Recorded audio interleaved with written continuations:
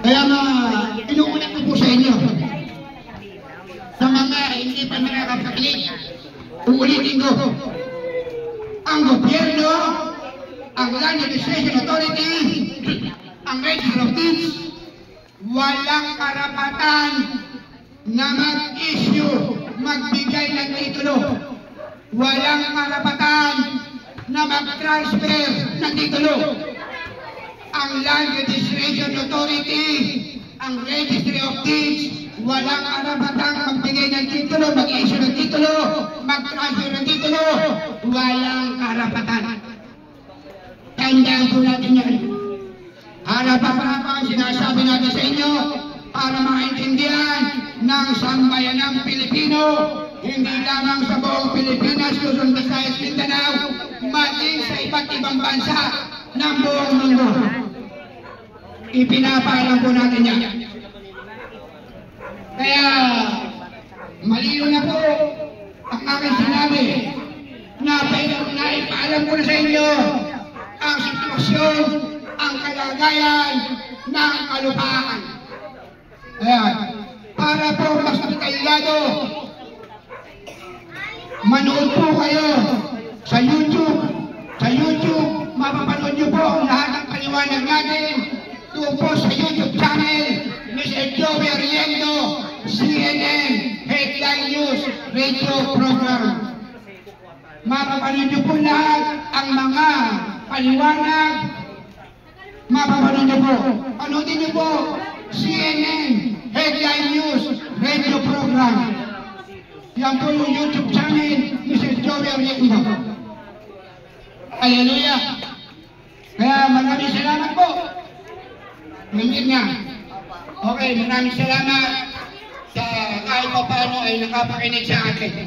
Salamat ng marami dahil nakapagpaliwanag tayo dito kahit sa maiksing oras lang, sa maiksing panahon. O sige po, maraming salamat.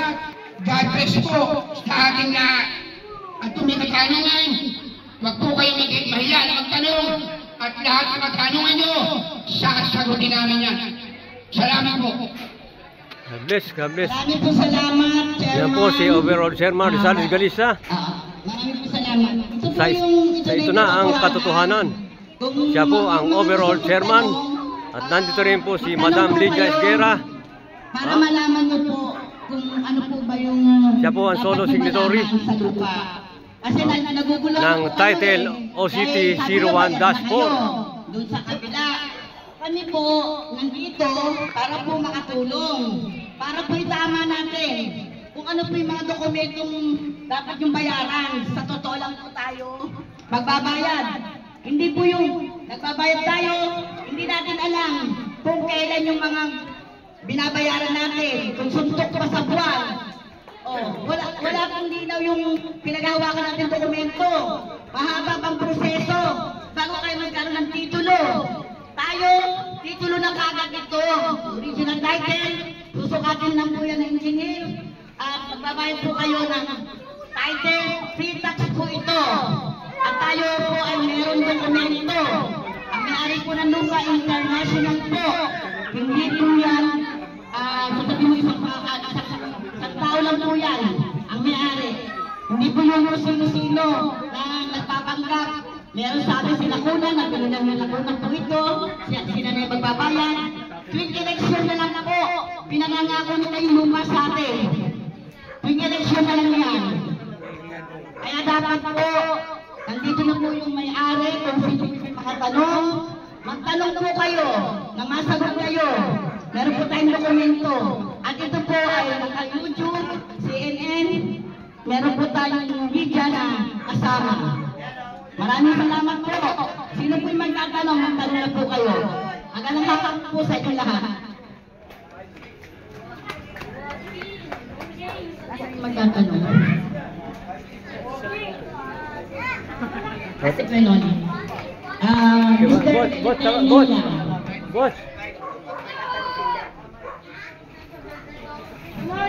Paring Bots. Ang yung mga gusto magtanong. Tawagin mo rin magtatanong. Yung magtatanong, tawagin. Kung Yung malaki lupa Ayan po, nyo. tatawagin ni Oo. Paring. Yan ba'y babawasan? Meron limited. Tawagin mo rin Pwede magtatanong. po kayong tanong para malaman nyo. O, libre yung tanong ha, libre.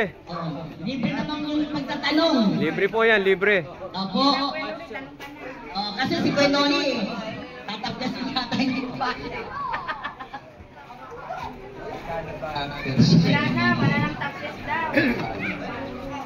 Dito po sa ngayon, ano pagkano po umiiral dito? Sa ngayon? Sa gobyerno, taas naman dito. Taas naman sa korte.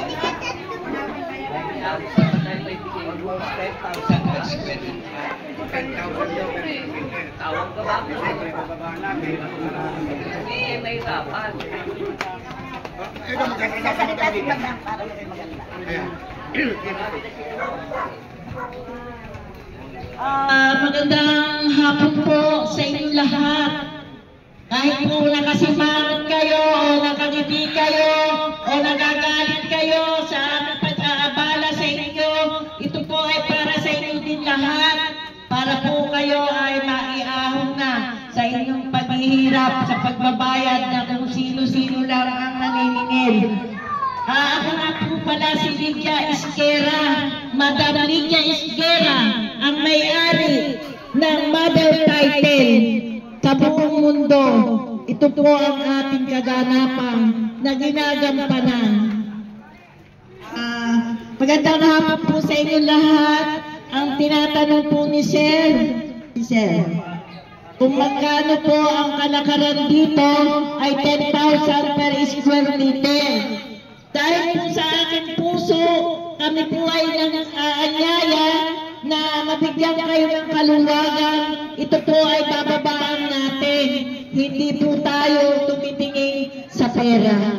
Hindi po. Tayo po ay makatao. Hindi po tayo sakim sa pera. Di po ba? Ito po ay ilalagay na lang po natin sa 5,000 per square meter. Yan po ay para sa inyo upang magkaroon kayo ng sariling title na lupa, original title. At hindi po kayo pwede paalisin ng kung sino-sino lang. Ito po ay sasagutin natin sa lahat ng korte ng ating bansa. Batas po sa batas. Ito po yun. Kaya matuwa po kayo na kahit kami nag-abala sa inyo, ay may ginhawa naman kayo matatanggap sa inyong mga pamumuhay upang hindi na po kayo mapaalis kung sino ang bagong mayor o kung sino ang dating mayor. Yun po ang nangyayari sa ating bansa. Nakakaawa po ang mga tao. Lalo na po kung hindi na kayo naaalis. Susunugin na lang kayo para kayo umalis. Di po ba? Marami pong nangyayari na yan na dinidimoles, hindi po umaalis. Pero mangyayari naman ay nasusunugan naman. Nakakaawa po ang mga tao. Kaya po tayo ay hinusutang na at pinalutang na po tayo ng Diyos ng langit upang ang lahat ng tao na kumikilala sa Diyos ay magbago ng pagtingin sa kanyang buhay. Kaya po tayo narito upang maghari na ang Diyos. Siya na po ang naghahari sa kasalukuyan. Kaya nga po nawala ang mga dokumento sa LRA. Ang Diyos na po ang naghahari sa buong mundo. Matakot na po tayo. Huwag na po tayo ng loko. Kung sino mga involved dyan sa mga panloloko ng paninigil na yan, matakot na po tayo. Nakita ko na po, nililito na ibang bansa. Susunod naman po ay ang Pilipinas. Bakit po gano'n? Kaya huwag po tayo mag-alala. Basta po tayo gumawa ng mabuti at sumunod sa instruction ng gusto ng Diyos. Ang gusto po ng Diyos ay tayo ay sumamba sa Kanya at maniwala. Upang hindi tayo nadamay sa lindol na mangyayari sa June, July, October. Ito po ay pag po tayo nagsisi upang kayo ay maniwala sa pagdating namin. Ngayon, narito po kami. Andito po ang Diyos sa gitna natin. Hallelujah! Kaya kung hindi po naniniwala ang isang tao sa Diyos, ay wala po sa Kanya ang Diyos. Yun po ang palatandaan. Kaya maraming salamat po. Kung meron pong gusto pa pong magtanong, sasagutin po namin yan. Sasagutin na po namin si Sir. Ito po, Sir.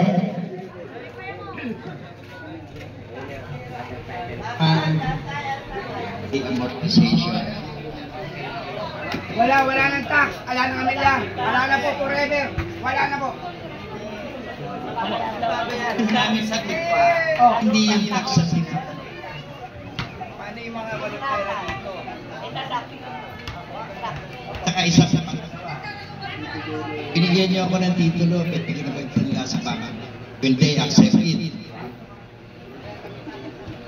Tayo po ay hindi nagpapasaklaw sa tao po ng gobyerno. Ang bangko po ay hindi po natin pag-aari. Tayo po may sariling bangko.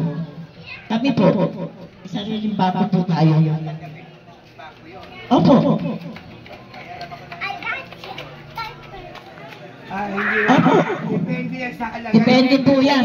Ang tanong kasi ni Sir, kung magkano ang installment at how many years. Nasa inyo po yan kung installment po ba ipapasok nyo o ikakas nyo po. Nasa ating po pag-uusap po. Opo. Meron po tayong pag-uusap. Ganun po. Sa ating po lahat ang gagawin natin ay puro legal po. Hindi po tayo sa klaw ng gobyerno. Legal po tayo. May sarili po tayong bangko, may sarili po tayong... Ito po yung foundation po natin. Foundation po yan, Sir. 10,000, di po ba? Sabi niyo po kanina.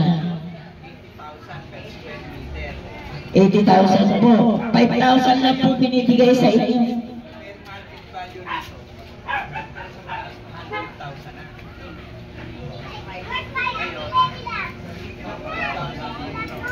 Opo, pabor po yun. Eh wala po pinipili tayo. Mahirap lang po siya, mayaman po siya. Iisa lang po ang ating presyo. Yun lang po.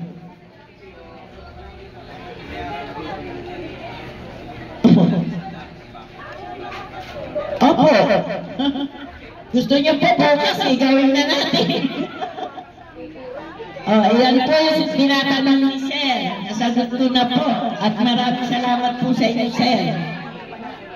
Opo.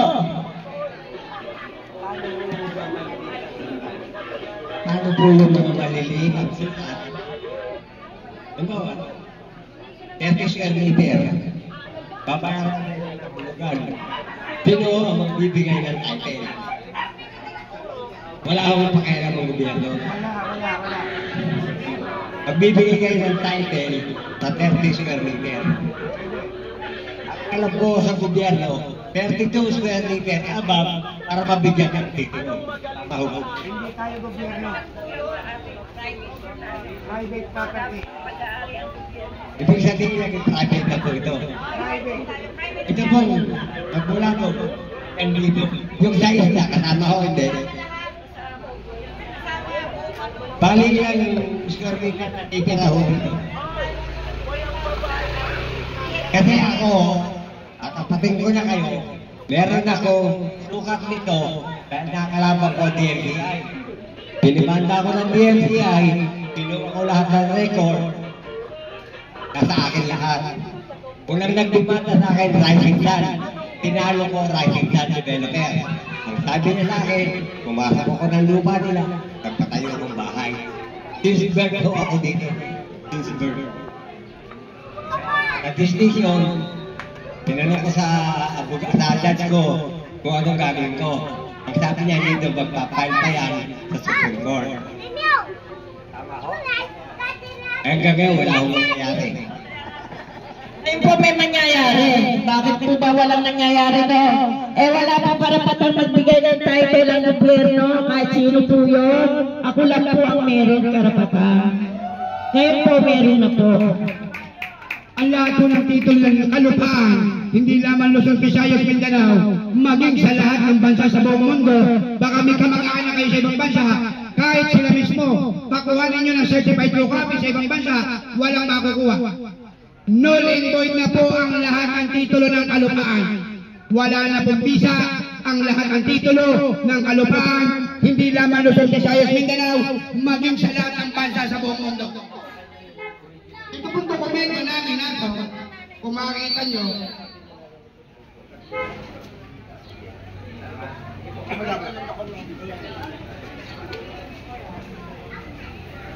pakibaksa po sir, pakibaksa. Microphone para din dito. Effective April 15, 2024, all land title, except mother title o CP, the 014 issued by Land Legislature Authority, LRA, in case of CP and judiciary of deeds throughout the Philippine Island were confirmed. No records on file of no illegal law. Wala na pala ang ano. Wala na po, sir, wala na po, no record. Ituloy nyo po, ituloy nyo. Likewise, effective April 17, 2024, it was confirmed and declared by the Supreme Court of the Philippines that all land titles, OCT, TCT, were considered null and void. No meaning, all over the Philippines, Luzon, Visayas, Mindanao, except mother title, OCT, P014.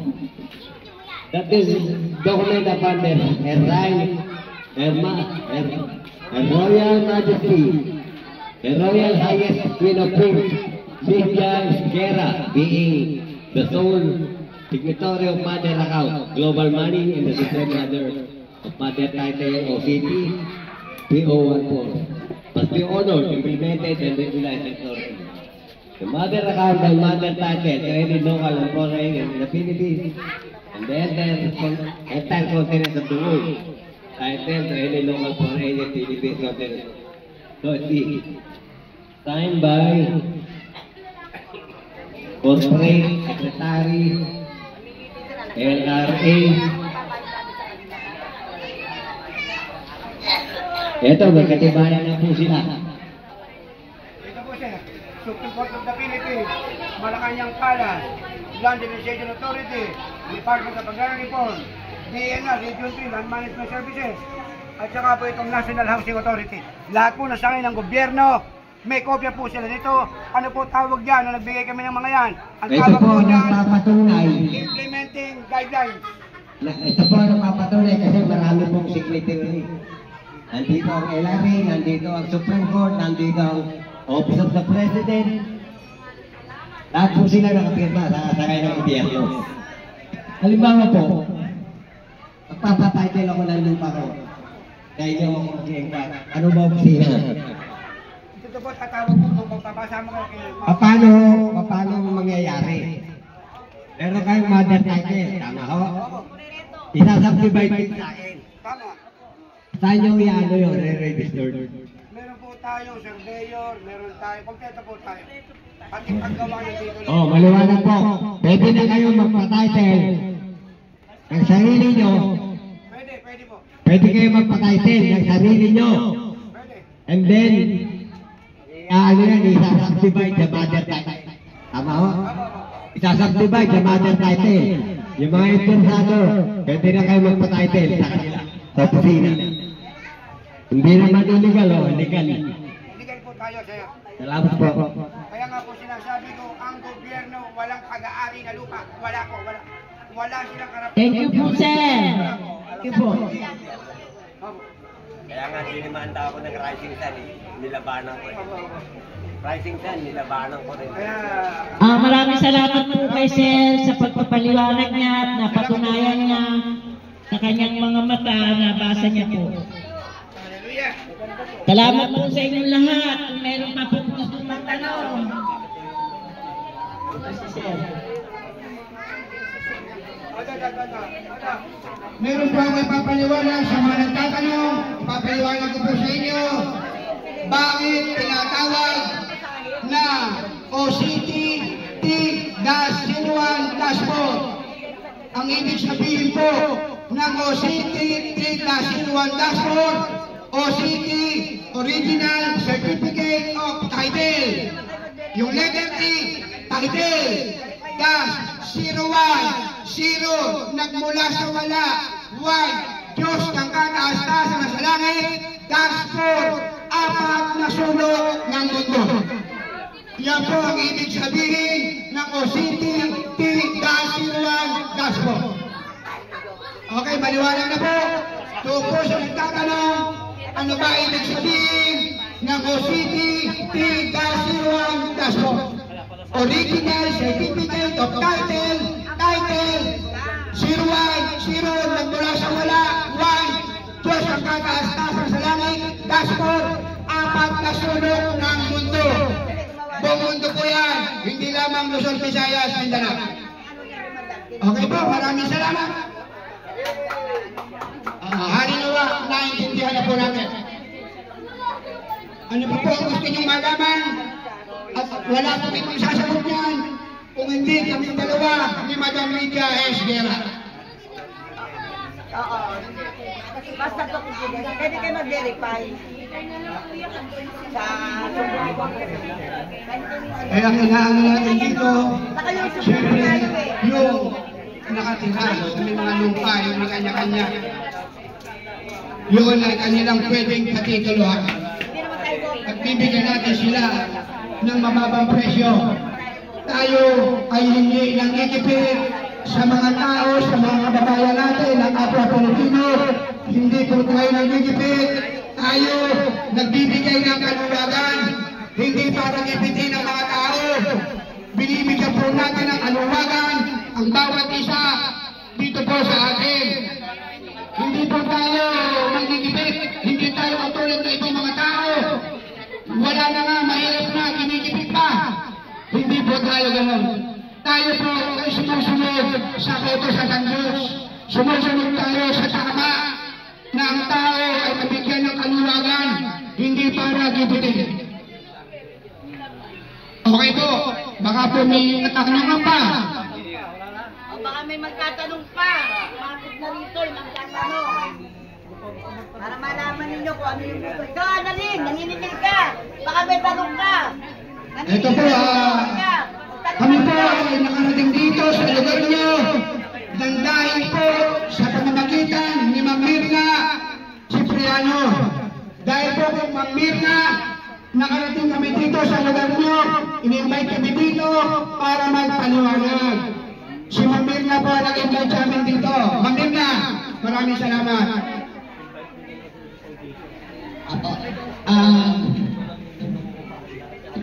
Yung mga wala namang pong bahay at nangungupahan lang, in-invite ko po kayo na magkaroon po kayo ng pabahay. Kasi si Madam po, may libreng pabahay na ibibigay po sa mga mahihirap. Pag nag-member po ko, pag bumukas na yung foundation natin. Opo. Isa rin po yung magbibigay ng 30,000 monthly sa mga senior. Pag bumukas na po yung foundation niya. Kaya siya po yung napili ng international sa Madam Lydia na siya ang gaganap sa atin para makatulong, lalo na dito sa bansang Pilipinas. Tayo po ay naka-YouTube, ngayon po naka-YouTube tayo. Napapanood po tayo ng Luzon, sa Mindanao at ibang bansa pa. Meron po tayong media. May media po tayong kasama. Hanapin nyo lang po yung sa YouTube, yung Joey Oriendo, CNN. Naka-YouTube po tayo, napapanood po tayo.